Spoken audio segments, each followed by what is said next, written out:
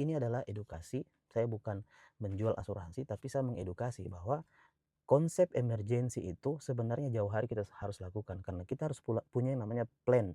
Kita tidak mau bahas terlalu jauh tentang peperangan terus, karena kita berharap semoga dunia ini damai.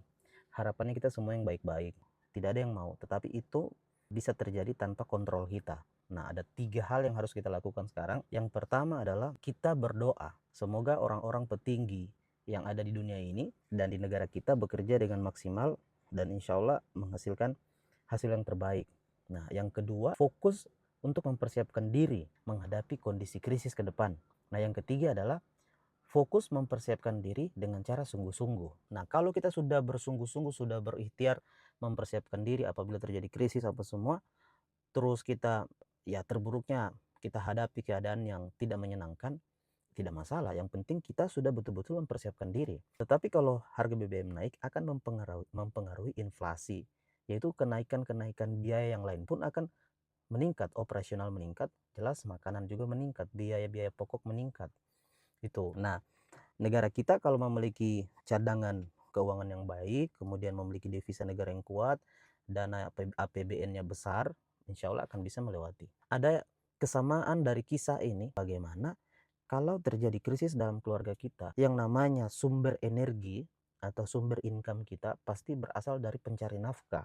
Bagaimana kalau terjadi krisis kepada kita sendiri sebagai pencari nafkah? Bagaimana kalau seorang suami meninggal atau kena sakit kritis seperti jantung, stroke, ginjal, kanker? Otomatis keuangan keluarganya akan sangat berpengaruh. Konsep cadangan atau konsep dana darurat emergency fund itu perlu sekali kita lakukan mulai hari ini.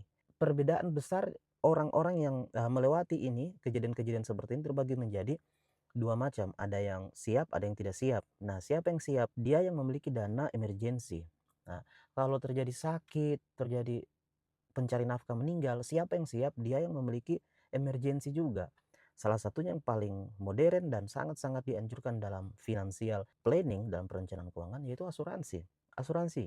Tidak ada kata lain lagi teman-teman. Bahkan saat ini, kalaupun terjadi krisis benar-benar di Indonesia yang sangat mempengaruhi ekonomi Indonesia, kebutuhan pokok seperti beras, seperti listrik, seperti gas, mau bagaimanapun kita harus bayar, karena itu tidak boleh tidak ada. Nah, begitupun kalau pencari nafkah terjadi risiko meninggal, terjadi risiko sakit, apa yang harus kita bayar? Pertama, utang. Kalau masih ada utang harus dibayar. Kemudian bagaimana dengan biaya-biaya hidup selanjutnya? Biaya sekolah anak itu harus dibayar, biaya pokok. Nah, adanya asuransi itu teman-teman mengganti yang namanya penghasilan pencari nafkah yang hilang. Itu. Jadi asuransi itu bukan mengganti jiwanya, bukan, tapi mengganti penghasilan si pencari nafkah dan untuk meringankan beban ekonomi kepada yang ditinggalkan. Jadi ini adalah edukasi. Saya bukan menjual asuransi, tapi saya mengedukasi bahwa konsep emergensi itu sebenarnya jauh hari kita harus lakukan, karena kita harus punya yang namanya plan, perencanaan A, perencanaan B.